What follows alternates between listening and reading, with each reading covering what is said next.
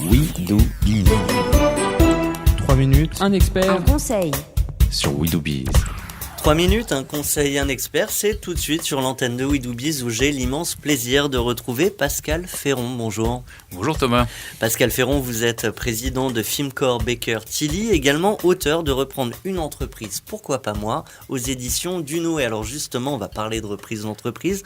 Vous m'avez expliqué hors antenne que finalement les difficultés ne sont pas là où on le pense. Dites-moi plus.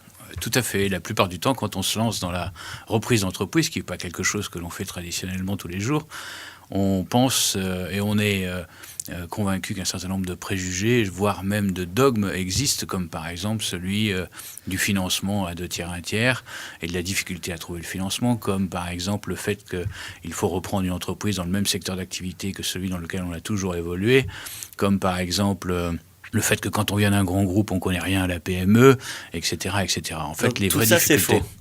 Tout ça, c'est en grande partie faux, et en tout cas, il ne faut pas se focaliser uniquement là-dessus.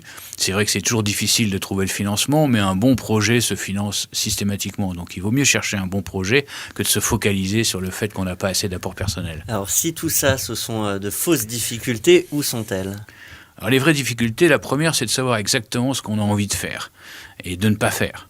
Et de savoir en fonction de son expérience, quels sont les métiers sur lesquels on aura plus de valeur ajoutée. Le métier est plus important que le secteur d'activité.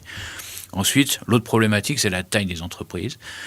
Beaucoup d'entreprises en France sont très petites, et la plupart des gens qui se lancent dans la reprise d'entreprise, qui ont déjà bourlingué pas mal dans des grands groupes, sont très déstabilisés par la faible taille des équipes des entreprises qui reprennent. Et ils ne sont pas entourés, ils sont tout seuls, c'est à eux de penser à la fois à la stratégie, au marketing, à la production, enfin bref, ils sont obligés de tout faire, et ça les déstabilise beaucoup, surtout passé un certain âge. Ensuite, il y a la solitude. En général, on est très seul quand on est repreneur d'entreprise. On n'a pas encore eu l'occasion de se faire un cercle de gens qui sont dans les mêmes états que soi-même. Et en plus, quand on est repreneur d'entreprise, on le fait sur une durée courte. Et donc, on passe très vite, quand on a repris une entreprise, à d'autres sujets qui ne sont plus les mêmes. Donc, il faut avoir des gens qui connaissent ce genre de choses pour vous coacher et qui ont les mêmes problématiques que vous au même moment, ce qui est très difficile.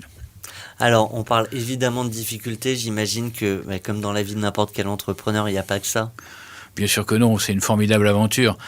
Au début, pendant toute la phase de recherche d'entreprise, l'autre difficulté, c'est de trouver une entreprise dans le marché caché. Mais quand on va de galère en galère. Mais une fois qu'on a repris et qu'on réussit, et la plupart des clients que j'ai aidés sur les 20 dernières années ont très bien réussi, c'est une formidable aventure. La plupart du temps, ils me disent, si j'avais su, je l'aurais fait avant. Leur aventure, on l'espère, ne prendra pas fin, contrairement à cette chronique. Merci à vous, Pascal Ferron. Je le rappelle, président de Fimcor Baker Tilly, également auteur de Reprendre une entreprise, pourquoi pas moi, aux éditions Duno. À très bientôt sur notre antenne. Merci beaucoup Thomas.